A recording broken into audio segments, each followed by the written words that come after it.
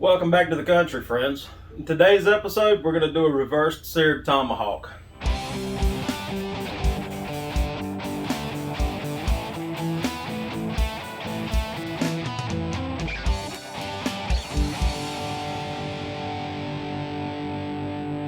So here we've got a 3.8 pound tomahawk ribeye, choice cut, picked it up at Sam's. We're going to use Kosmos Texas beef and the Kosmos cow cover dry rubs.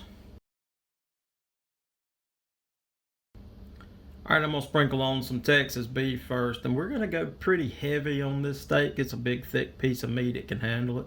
You'll make sure you get everything coated, flip it over. Be sure you get all the sides coated. Here we're coming over with the cow cover. Again, this is a big thick piece of meat, it can handle extra seasoning.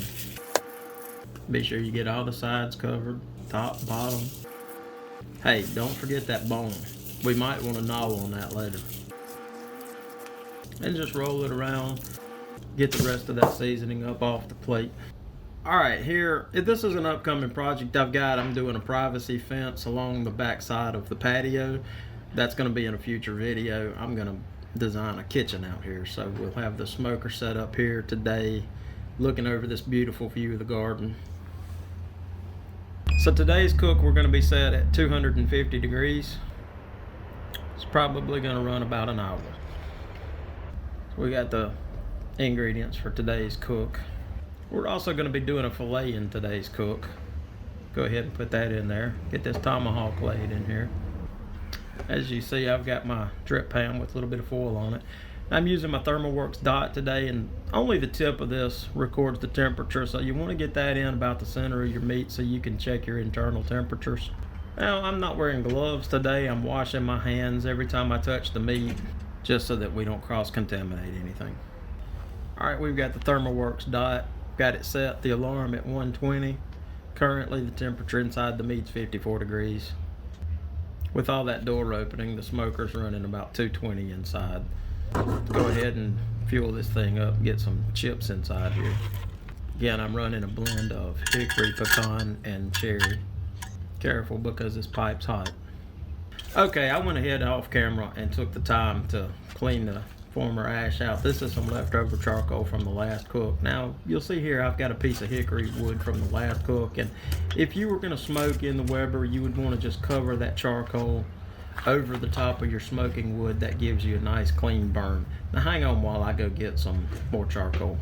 Today we're going to be using Royal Oak hardwood lump charcoal for the sear portion of this cook. Just going to dump some fresh charcoal in on top of that old charcoal so that we have a good nice hot bed of coals. That ought to do it right there.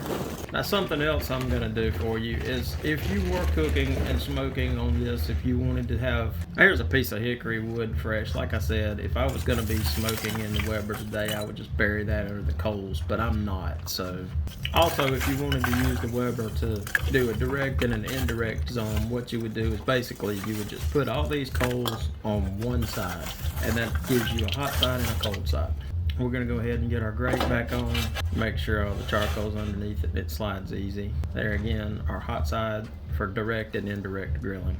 Okay, we're at 101 degrees on the internal on that steak. Well, 102 degrees internal on the steak.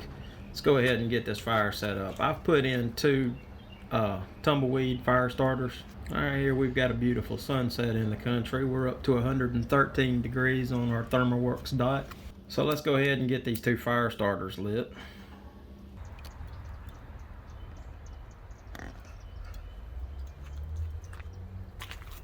So our ThermalWorks dot alarm's going off. We're at 120. Let's get this door open and check out this piece of meat. Oh, that's beautiful right there. And I can't get the probe to pull out. Not wearing gloves. My mistake. Hold on, let me just put it on the plate. We'll get a better grip.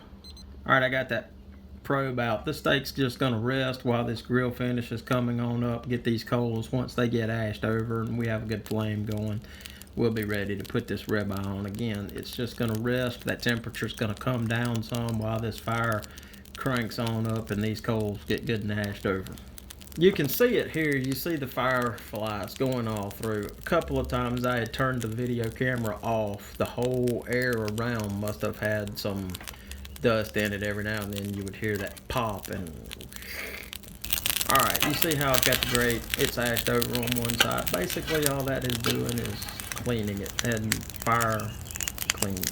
So we got a nice clean side. Flip it around. Let's get the other side nice and hot. So this back patio, we're going to put this privacy fence in, and this area used to have an ivy fence on it. If I can find a picture, I'll throw it in.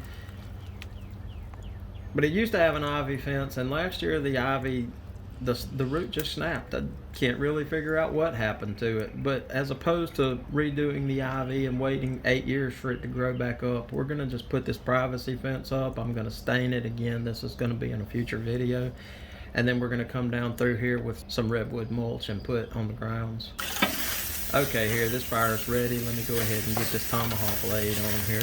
Alright, I've got a herb butter. I took some rosemary, garlic, thyme, used Kerrygold garlic and herb butter, and a little bit of Smart Balance butter, but any regular butter will work. And be careful when you're putting butter on, you're going to have some flare-ups. So just be careful, don't get burned. I've already basted the other side with butter, and that's why the underside of this fire is kind of going wild right now. But again, this is a large piece of meat. This is a 3.8 pound ribeye, about 1.5 inches thick, so it can take these flames because it's only the internals. I put it up to 120 and then I let it rest, so it probably came down to about 110. So we're gonna go for a nice medium rare today. Flip it around, get a nice charcoal on the underside here.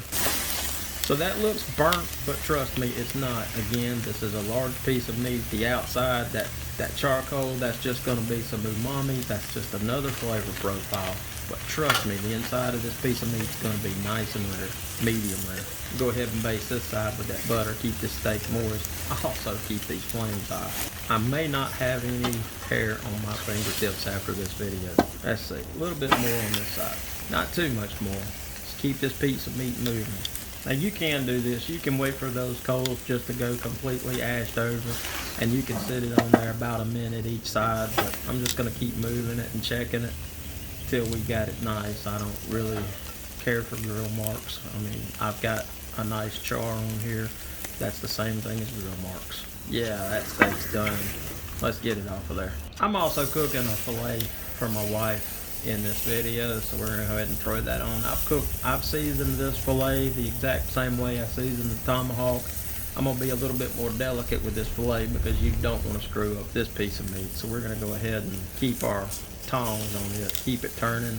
Don't want to cook it too high. Again, I cooked this filet to an internal about 120 and took it off the smoker and let it rest. We're going to do the same thing on the grill here. We're just going to get some of that nice charcoal flavor in there and pull it off. Going for a medium rare cook on it as well. Just turn these grills, get it out of that flame, let it sit over here, come up to temperature inside. That'll be good. Just keep checking it. Like I said, you don't want to mess up a filet. And I used the same herb butter on this filet as well. It's been sitting in it a little longer than that tomahawk did. That's just going to give it another level of flavor. Go ahead and get this off. And we're going to leave this grill here to kind of burn off some of that fat on this grill grate. It'll make it easier to clean later on. And here we are inside. Let me go ahead and show you the internal temperatures here. We got 130, 131.2. See, I told you it could handle it. All right, I got it on a plate. Let's go ahead and cut it. Now this is going to be, the lighting in here is not great. I've got the overhead LED, and then there's a light behind me, but you really can't see. That's a nice pink inside. It doesn't show up on camera like I want it to. So here we go. You know, like I said,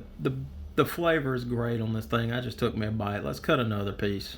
You can't see it. I wish you could see better. The video, the top of the steak looks great, but it is just not showing the true colors of the inside of this steak. But the middle of this is 130 degrees. Well, there's a little, you can see a little bit of pink there, but trust me, it is a lot pinker in person. This steak was delicious. Pretty sure if I'd entered that steak into a competition, it would have won because hashtag it just wins.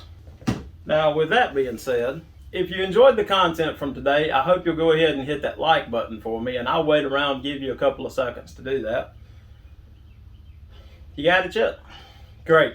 Also, if you enjoy the content that I'm putting out, I hope you'll subscribe to the channel. And we've got other social media links. I'm on Instagram, rarely on Twitter, but we have those links. If you want to follow us there, I'll start putting content out. But I'll leave all my socials down below so that you can add them as well. We've got a private Facebook group. I'd love to see you there. So a few things you may have noticed in today's video. Again, I'm a new YouTuber just starting out, limited equipment. One of the things I need to do is invest in some decent lighting.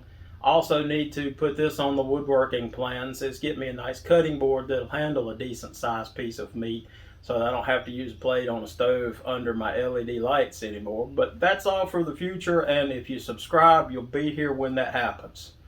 So I appreciate you coming around today, hanging out with us in the country. So remember what my good friend Travis said, life's too short. So go ahead and fire that grill up, fire that smoker up, or just spend some time with friends and family or loved ones, or even neighbors. I had a neighbor come by while I was setting this video up yesterday, and we spent 30 minutes out in the yard just chatting with each other. So take advantage of those wonderful times because life is too short. So until next time, friends, welcome to the country. Big Mo country.